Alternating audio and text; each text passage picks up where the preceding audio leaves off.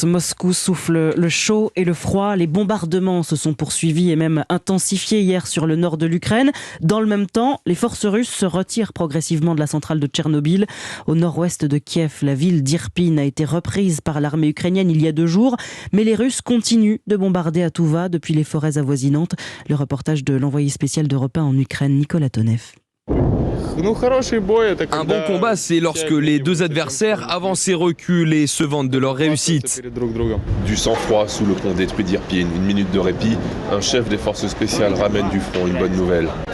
On a repris la ville de Stoyanka, c'est officiel. Elle est nettoyée, elle est aux forces ukrainiennes. Une avancée pour affaiblir les Russes vers l'ouest, une situation qui se résume en un son.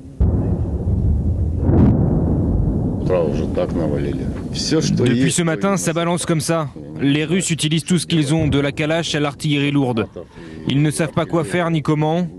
Ils essaient de trouver des issues dans différentes directions, mais n'ont nulle part où aller. Et dans la panique, ils arrosent. Les déflagrations se succèdent à un rythme infernal.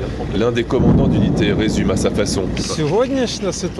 Aujourd'hui, ce qu'il se passe dans cette région, autour d'Irpin, relève du casino. On joue avec les Noirs ou on joue avec les Blancs. Dans une telle situation, tu ne peux pas deviner où le sort ira. Et ici, tu ne maîtrises rien. Mais une chose est certaine, il n'y aura pas d'entre-deux. C'est peu dire. Alors que sous le pont brisé d'Irpin, l'on ne s'entend plus parler, les plus rageurs promettent de poursuivre l'ennemi jusqu'à sa capitale. À Irpin et en banlieue de Kiev, Nicolas Tonev, Europe 1.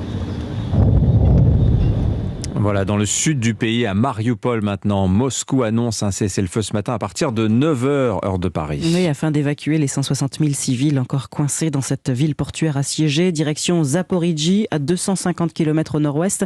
Mais le Kremlin impose ses conditions. C'est l'armée ukrainienne qui doit assurer la sécurité des convois. Enfin, les pourparlers doivent reprendre demain en visioconférence.